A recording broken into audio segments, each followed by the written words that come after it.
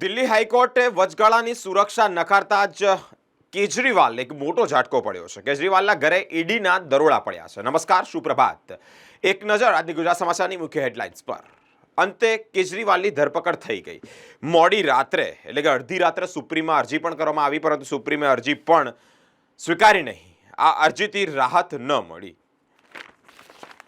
આમ આદમી પાર્ટીના કાર્યકર્તાઓમાં હોબાળો જોવા મળી રહ્યો છે અને સીએમ આવાસ બહાર સીઆરપીએફ અને આરએએફના જવાનો તૈનાત છે. કેજરીવાલ સીએમ પદેથી રાજીનામું નહીં આપે, જેલમાંથી જ સરકાર ચલાવશે. આ એક ઐતિહાસિક નિર્ણય. પતંગિયા આકારના મોલેક્યુલ ને રોયલ સોસાયટી ઓફ કેમિસ્ટ્રીના જર્નલના કવરેજ પેજ પર સ્થાન મળ્યું છે. લોકસભાની ચૂંટણી અને તે જ ચૂંટણીને કારણે આઈસીએઆઈ સીએની પરીક્ષાની તારીખોમાં ફેરફાર થયા છે. કોમર્સમાં વિવિધ ડે સેલિબ્રેશન બાબતે બે જૂથ આમને સામને છે. કોને પૂછીને ડેની ઉજવણી શરૂ કરી તેવું થતાં જ ઉગ્ર માહોલ સર્જાયો હતો. શહેર ભાજપાની જેમ વડોદરા જિલ્લા ભાજપાનું એફબી એકાઉન્ટ એટલે કે ફેસબુક એકાઉન્ટ પણ હેક થયું છે. મગજમાં ન્યુરાલિંકની ચિપ લગાવવામાં આવશે. વિચારોથી કોમ્પ્યુટર પણ ચલાવવામાં આવશે ને કોમ્પ્યુટર પર ચાલ્યું છે. ₹2 પણ નહીં.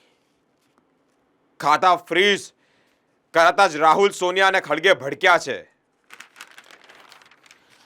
આજથી આઈપીએલનો કાર્નિવલ, 10 ટીમ વચ્ચે રોમાંચક જંગ જામશે. માત્ર વ્યક્તિને નિવેદન પાછું ખેંચવાનું કહેવું એ ઉશ્કેરણી કે દુષ્પ્રેરક ના ગણાય. ગુજરાત હાઈકોર્ટનો એક અગત્યનો ચુકાદો સામે આવ્યો છે. 58 વર્ષના ચાચાએ 13 વર્ષની બાળકી સાથે બીભત્સ છેડછાડ કરી છે. આયુર્વેદિક દવા વેચતા જ 58 વર્ષના ચાચાનું શર્મસારક કિસ્સો સામે આવ્યો છે.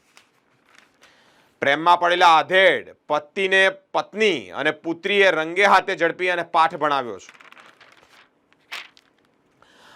આંખમાં કચરો પડતા જ મોઢું ધોવા ગયો અને રોકડા ₹1.45 લાખની ચોરી થઈ ગઈ. પોલીસે સીસીટીવી કેમેરાના આધારે આરોપીને ઝડપી પાડી છે અને અનેક વસ્તુ કબજે કરી છે. ભગવાને આપેલા ફ્રી જીમનો ભરપૂર ઉપયોગ કરો અને 100 વર્ષ સ્વસ્થ જિંદગી જીવો. બોડી બિલ્ડિંગમાં 3 વખત ચેમ્પિયનશિપ બ્રાન્કોની એક ગેરંટી સામે આવી છે. બોર્ડની પરીક્ષા ચાલી રહી છે. બોર્ડની પરીક્ષામાં સામૂહિક ચોરી અને પકડાયા બાદ સ્થળ સંચાલકનો આપઘાતનો પ્રયાસ. હવે એક નજર દિવ્ય ભાસ્કરની મુખ્ય હેડલાઇન્સ પર. શિનોરની શાળામાં ધોરણ 10 ના વિજ્ઞાનના પેપરમાં સામૂહિક ચોરી થઈ છે, એટલે કે બધાએ ચોરી કરી છે. આચાર્યએ જ કાપલી કરાવી, તે ભાંડો ફૂટ્યો અને ભાંડો ફૂટતાની સાથે આપઘાતનો પ્રયાસ પણ કર્યો. 600 વિદ્યાર્થીઓના પરિણામ પેન્ડિંગ કરવામાં આવશે. કેટલાય વિદ્યાર્થીઓનું ભાવિ જોખમમાં છે. વાસણા રોડ પર બનનાર બ્રિજના વિરોધમાં રહીશોનું પ્લે કાર્ડ પ્રદર્શન.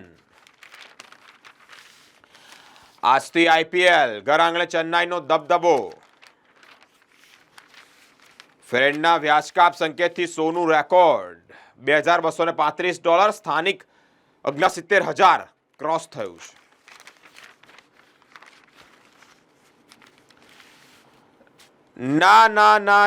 ના. કોંગ્રેસમાં ચૂંટણી ખર્ચ માટે ઘરના કાઢવા પડે તેમ હોવાથી નેતાઓએ પીછેહઠ કરી હોવાના સમાચાર સામે આવી રહ્યા છે. ધાનાણી અને દુધાતે પણ ના પાડી દીધી. કોણે ના પાડી એ તો જો. પરેશ ધાનાણી, પ્રતાપ દુધાત, રોહન ગુપ્તા, ભરત સોલંકી, જગદીશ ઠાકોર, હિંમતસિંહ પટેલ અને શૈલેષ પરમારની ના એટલે કે પીછેહઠ કરી છે. કોમર્સમાં કોને પૂછીને આ ઉજવણીની શરૂઆત કરવામાં આવી છે તેવા પ્રશ્નાર્થ વચ્ચે વિદ્યાર્થીઓનું ઘર્ષણ સર્જાયું છે. ઉનડ દીપ કોમ્પ્લેક્સને પાલિકાનું 40 વર્ષનું અભય વચન. 6 વર્ષમાં જ ગેલેરી તૂટતા સ્ટ્રક્ચર સ્ટેબિલિટીની નોટિસ. Oh my lord. મુખ્ય ન્યાયમૂર્તિના વડપણ હેઠળની પીઠે ફેક્ટ ચેક યુનિટ પર પ્રતિબંધ મૂકવા સાથે બોમ્બ. હાઈકોર્ટના યુનિટની રચના પર પણ પ્રતિબંધ અંગેની અરજી રદ કરવાના આદેશને ફગાવવામાં આવ્યા છે.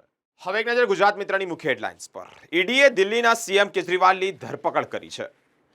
આજથી આઈપીએલ, આરસીબી અને સીએસકે બંનેની નજર મજબૂત શરૂઆત પર છે. નવા ચૂંટણી કમિશનરની નિમણૂક પર રોક લગાવવા સુપ્રીમનો ઇનકાર. પ્રમુખ ઋત્વિજ જોશીના ઇશારે બેનર લગાવવામાં આવ્યા છે. કાર્યકર્તાઓએ વટાણા વેર્યા. વારસિયા અને અટલાદરા પોલીસ સ્ટેશન દ્વારા કોંગ્રેસ પ્રમુખના નિવેદન લેવા માટે નોટિસ પાઠવવામાં આવી છે. આરટીઓ કચેરીમાં છેલ્લા સપ્તાહથી સર્વર ખોટવાની સમસ્યા યથાવત છે. એમએસ યુનિવર્સિટીની કોમર્સ ફેકલ્ટી ખાતે એબીવીપી અને એજીએસયુ ગ્રુપના વિદ્યાર્થીઓ આમને સામને જોવા મળ્યા છે. પહેલા ઉજવણી દિવસ જે સેલિબ્રેટ કરવામાં આવ્યો ત્યારે થયું હતું કે કોને પૂછીને ઉજવણી કરી, તે અંતર્ગત આ બે જૂથો વચ્ચે ઉગ્ર વાતાવરણ બન્યું. 31 માર્ચે લેનારી ગુજકેટની પરીક્ષાની હોલ ટિકિટ જાહેર કરવામાં આવી છે. નિઝામપુરા મુક્તિધામ નજીક 10 દિવસથી ડ્રેનેજ લાઇનનું પાણી લીકેજ. મહાસ્મશાન